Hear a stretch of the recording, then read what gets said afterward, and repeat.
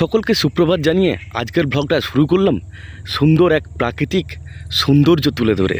ব্লগের শুরুতেই আপনাদেরকে আমি দেখাবো আমাদের শীতকালীন সবজি চাষ, তার সাথে থাকবে রান্না বান্না, খাওয়া দাওয়া। একটা করে পেঁয়াজ বসিয়েছিল, একেবারে 4-5টা করে পেঁয়াজ হয়েছে, আর গাছগুলো খুব সুন্দর হয়েছে। এখনো কিন্তু পেঁয়াজ কালি হয়নি, পেঁয়াজ গাছটা খুব সুন্দর হয়েছে। আর পেঁয়াজ গাছের ধার দিয়ে বাবা লাগিয়েছে বরবটি কড়াইয়ের গাছ। এখন যেহেতু শীতকাল, বরবটি কড়াই হয় না, কিন্তু বাবা লাগিয়েছে, বলে শীতকালেও আমরা বরবটি কড়াই খাবো।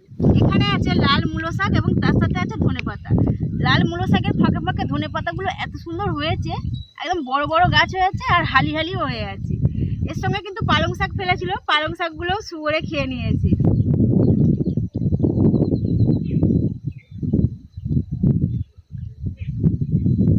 এত পরিশ্রম করে গাছ লাগিয়ে যদি বন শুয়োরে নষ্ট করে দেয়, কতটা কষ্ট হয় বলুন তো।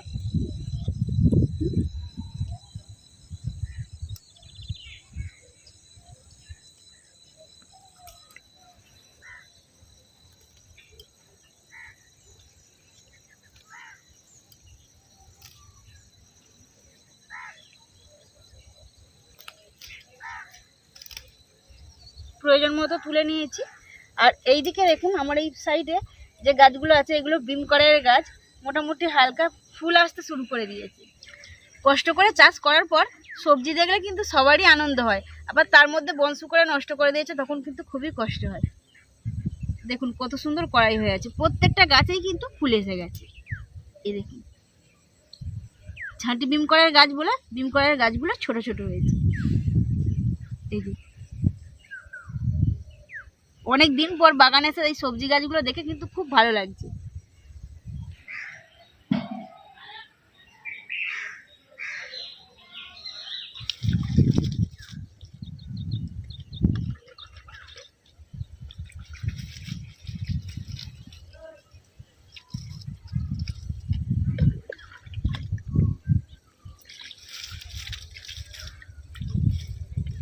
ঠিক আছে,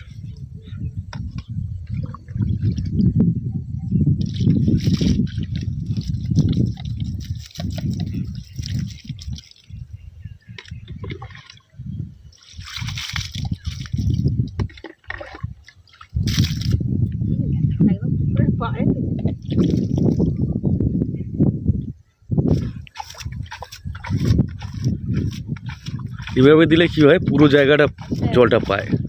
মগে করে অল্প অল্প জল উঠছে।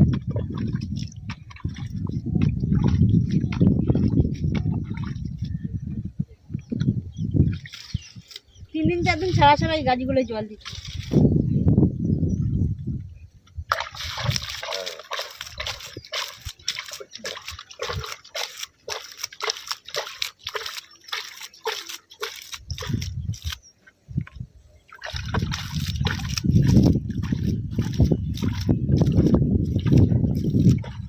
পালং শাকগুলো যদি এখানে থাকতো কত সুন্দর হতো।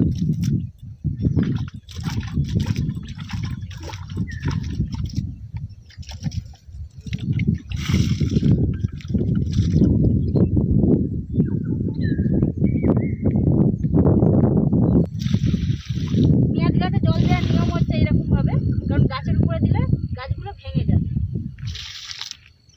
সেই জন্য ওই মাঝখান দিয়ে, ভাটির মাঝখান দিয়ে দিচ্ছি।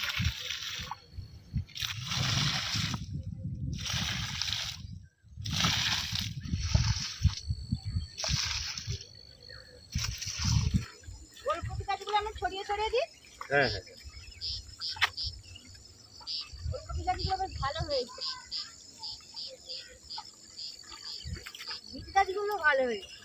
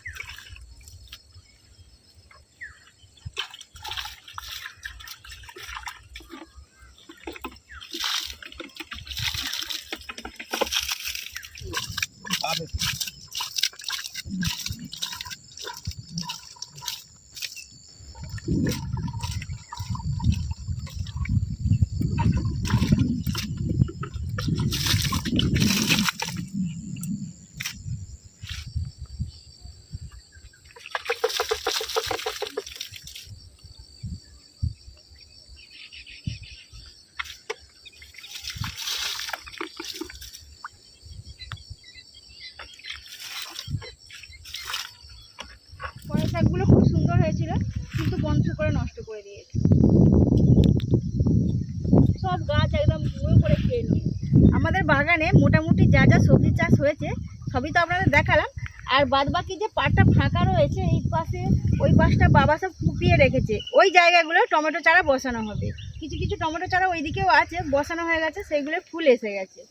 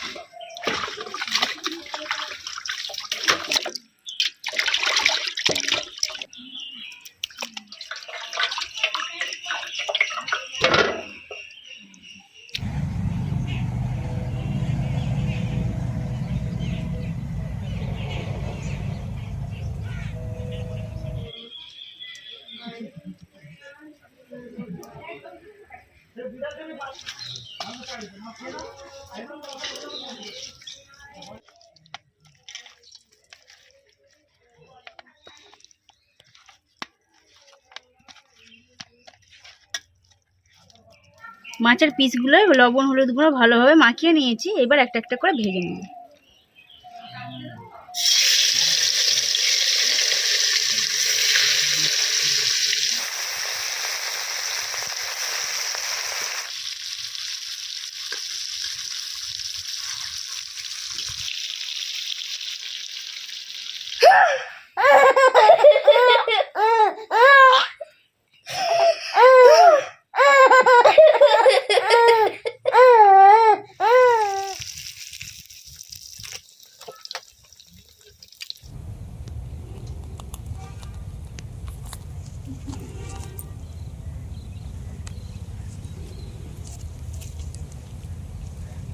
মা মাছগুলো ভালোভাবে কেটে পরিষ্কার করে ধুয়ে রেখেছিল।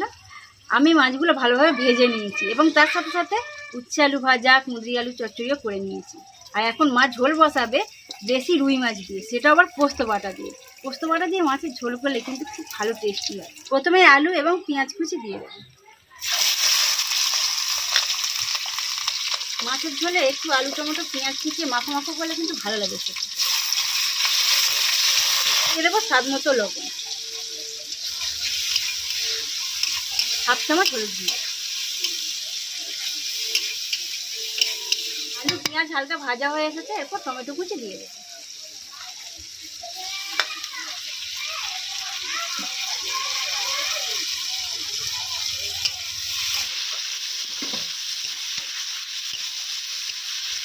টমেটোগুলো সব গলে গেছে, এরপর এক চামচ লঙ্কা গুঁড়ো দিয়ে দেবো।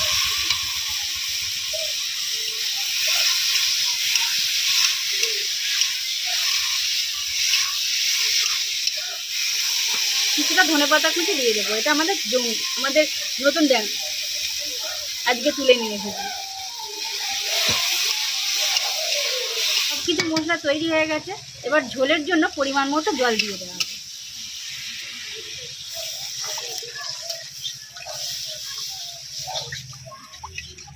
দুদিন আগে আপনাদের দাদা ভাইয়ের সঙ্গে যাচ্ছিলাম আমাদের নতুন ড্যাঙায়।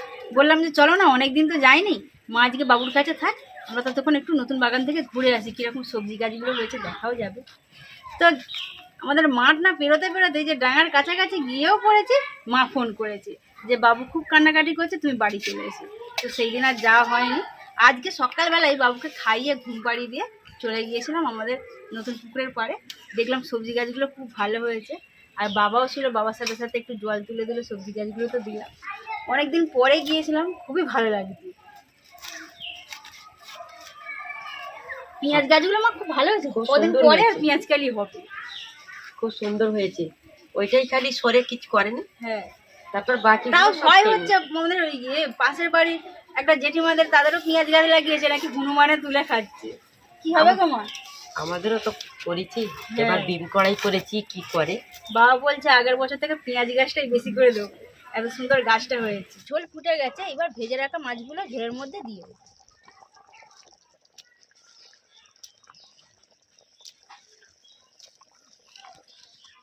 মাছগুলো ঝোলের মধ্যে 2 মিনিট ফুটিয়ে নেব, তারপরে পোস্ত বাটা দিয়ে দেবো। ঝোলের মধ্যে এইবার পোস্ত বাটা দিয়ে দেব, দিয়ে আরও 2 মিনিট ফুটিয়ে নামিয়ে নেব।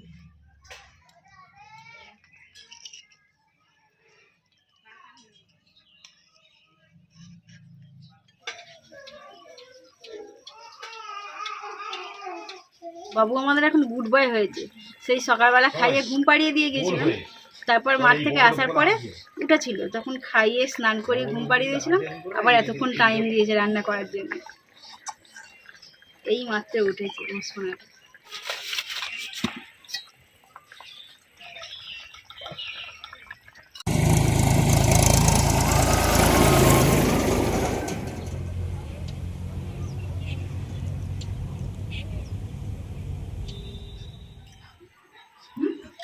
আমার হাত ধরে রাখবে, খেতে দেবে না? আচ্ছা তুমি বলে শোও না, আমি দুটো খেয়ে নিই। শুয়ে দাও না। এটা খেয়ে নিই না।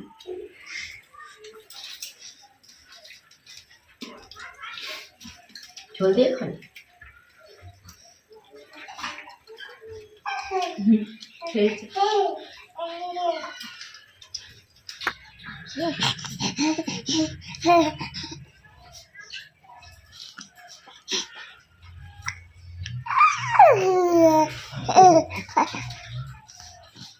ঝোলটা চুমুকে খাচ্ছি, সুন্দর লাগছে।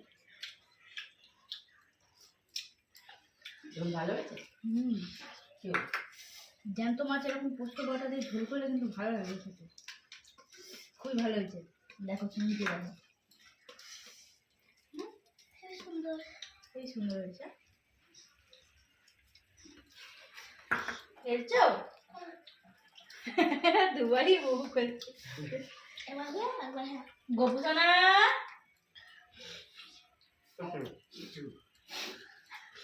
ও গোপুসোনা,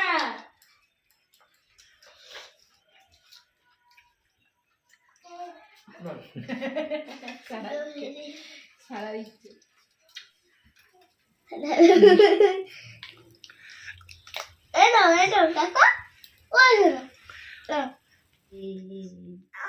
ও মামা